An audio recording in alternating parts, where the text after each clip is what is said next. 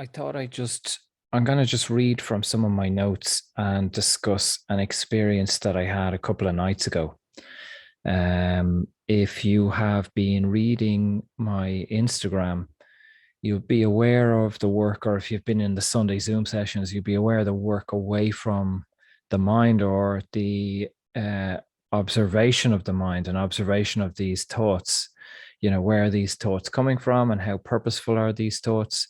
And personally, I don't think these thoughts are these thoughts are not me, whoever or whatever I am. And also, these thoughts are not really beneficial. The vast majority, I'd say 98% of my thoughts are unnecessary, pointless. If anything, they detract from my life. And I think that it takes time for people to see this, to begin to observe like what's happening up here. Um, and ultimately, that all that's happening up here is distracting us, taking us out of the present moment, out of our actual experience. And the experience is the observation of the frequency of what we're feeling in any given moment. Everything is presented to us in each moment for us to feel we are the banks of the river or the cylinder. So we feel and we observe what's passing through us, and that's how we integrate these frequencies. That's how we evolve. What has happened over many lifetimes and thousands of years is that we've moved from the integration process up here as the brain has developed and the intellect has developed. Now, Byron Katie, who I've looked into quite a bit of late, I never really knew who Byron Katie was before. I think she's a fascinating woman. I find her, the likes of her and Eckhart Tolle, really fascinating. More so Byron Katie. The reason is people are so easily deceived. I don't mean that she's deceiving or Eckhart Tolle. They're so easily deceived by their own mind. And she's managed to verbalize a lot of things that I'm aware of or experienced, but kind of didn't really know how to express, or didn't, was on the brink of. So I've definitely learned a lot from her of late. And her work, which is called Their Work, I find really, really beneficial. The only flaw is there's a couple of flaws. One is that the way she teaches it, uh, she doesn't have much, or I would say not enough of a push around the awareness of the integration, the awareness of the body. So she's teaching it more, perhaps, now she might disagree with this, as an intellectual exercise or practice, which what I would worry about is that most people are lost anyway in the mind. So if you give them an intellectual practice, it will be beneficial, but I would be trying to push people deeper and deeper really into the body. You could still use this practice. Her work basically exposes thoughts, which I think is fucking life changing. I've been practicing her work or looking into her work for the last few weeks. And I'd say in the last 10 days, 2 weeks, I've had huge changes and partially as a result of practicing her work. It fucking blows the doors off our belief systems. And that's why, the same as my own work, why a lot of people don't want to do these things, because they may say they want to heal or they want to change, but when they're faced with the reality, like I've practiced some of her work with a few clients or ex-clients, and just to test it on myself, you can see the ego rear up, wants to keep the story alive, wants to keep the blame alive, the way the world is, the way my father was, the way the fucking, you know what I mean? Blame, blame, blame, blame, blame. Anyway, very quickly, I'll read through some notes that I wrote the other night. So yeah, what I was going to say about her is that the we don't see each other. You don't know me and you can't see me because you're looking through your veil of your own judgments and what you like about me or dislike about me, or the things I speak about that trigger you, or you're like blah blah blah blah blah. So there's this huge fucking filter. There's this curtain between the two of us. So when many people look at the likes of Byron Katie or Eckhart Tolle, they think it's too simple.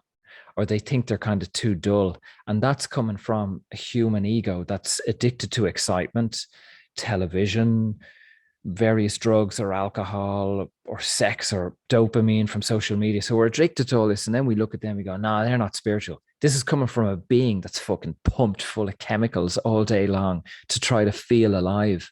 I remember, I can't think of the director's name. Uh, the guy who directed, oh, it's on the tip of my tongue. The guy who directed Leaving Las Vegas with Nicolas Cage. And I saw him speak. This was about 15 years ago in a cinema in Ireland. He gave a talk on modern cinema and blah, blah, blah, what was happening.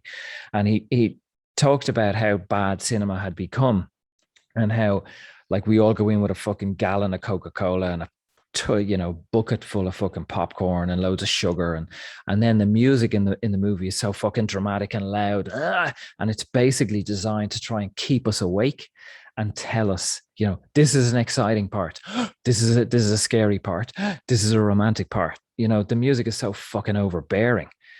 There's no credit given anymore to the audience, like to kind of follow some subtle journey or text, dialogue, acting. That's out the fucking window. It's all CGI and fucking loud music.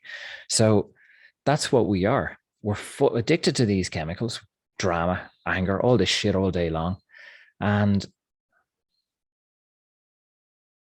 then we look at someone who's advanced or awakened, but we can't see them. And I've experienced this myself because as I started to discover Byron Katie, didn't really get it. Kind of, little old woman, white hair.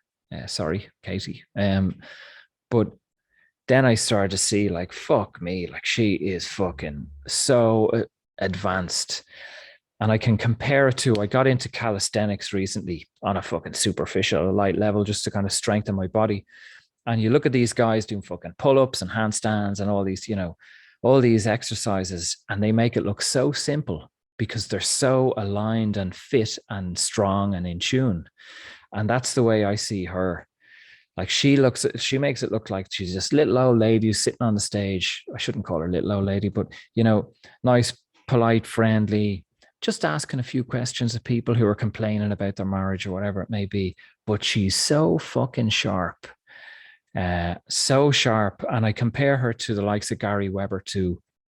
Very sharp, can see, and makes it look so simplistic, or even there's not much there because she's just keeping it real fine. Like I've seen people ask her about what about climate change or veganism or eating meat or any of this kind of whatever. We got to save the planet. And she'd say, I just answer these questions with me. Fucking brilliant. That immediately removes a lot of people who are not ready. A lot of people who want to keep fighting, who want to save the world or fucking save the whales or whatever it may be. And then other people who are kind of thinking, no, maybe I need to go beyond this. They'll stay listening. Like, I know that sounds really maybe simplistic, but this is a hierophant. A hierophant is a master teacher who can read the audience and design communication to meet the audience. It's a fucking master being. And then there's the hierodule. I'll talk about that another day.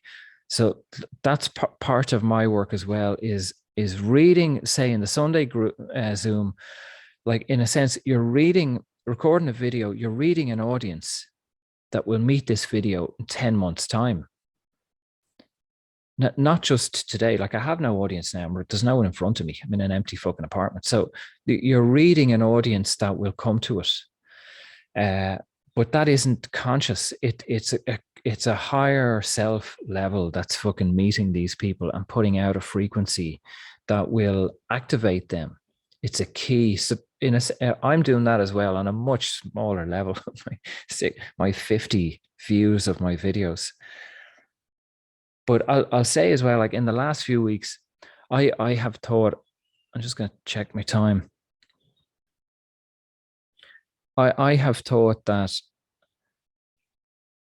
for 4 or 5 years since I started this work, I was told in ayahuasca, my job is put out my stall, build a platform or, YouTube channel, whatever it may be, put out my stall, and then people will receive that information. But somewhere within here, I added to that, or something in me added to that sentence or to that direction. Put out your stall.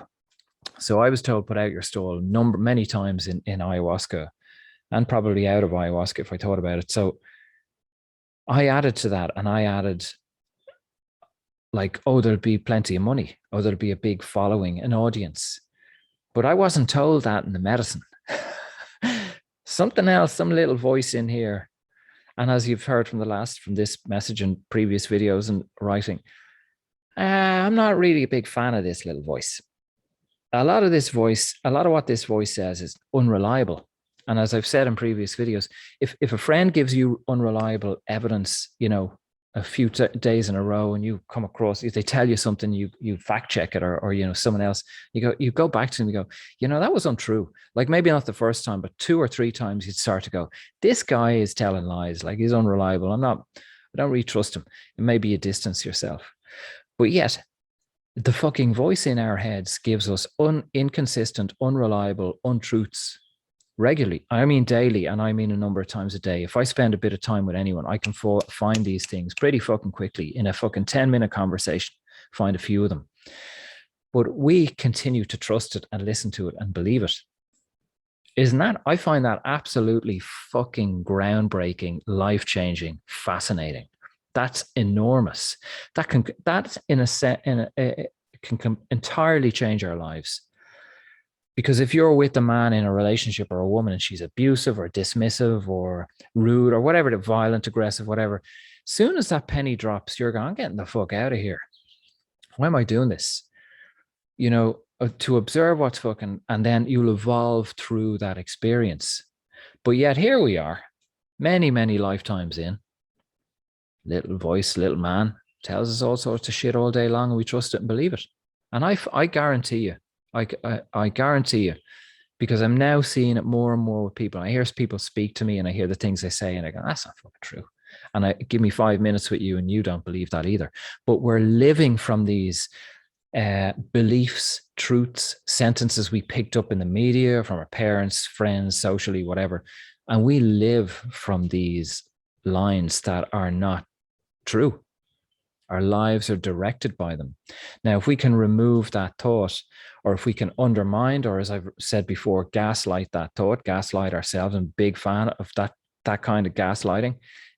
Anything that offends people. I'll tell you something else very quickly if I have time. When I discovered Byron Katie, I have about a minute left. When I discovered Byron Katie, I went onto Amazon, I looked at her books, and I think it's called Loving What Is or Loving That Is. I don't know. I looked through some of the books. I thought, disease, I'm curious. I want to know more about her real life experience. And I went down to the comments, and I'd say, I don't know, 6 or 8 or 10 comments in a row were all like 1-star reviews that were like, this woman, this is dangerous. This woman is punching down. This woman is blaming the victim, all this kind of stuff. And I thought, that's the fucking book for me. I bought the book immediately, because this is, the victim can't do this work. The victim wants to escape. The victim wants blame. The victim doesn't get it. If you can move beyond your ego and the victim, and you realize, well, the fucking liberation lies here, there's freedom here, then there's something in it for you. So what I'm going to do, this is going to be, I should have said this at the start, it's going to be a 2-part video because Instagram, the time limit. So now in the second video, I'm going to read my notes from the other night of seeing something else move through me that was not my conscious mind.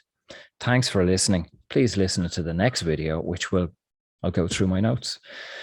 Please share, join us on Sunday, and we'll see what happens. See you in the next video.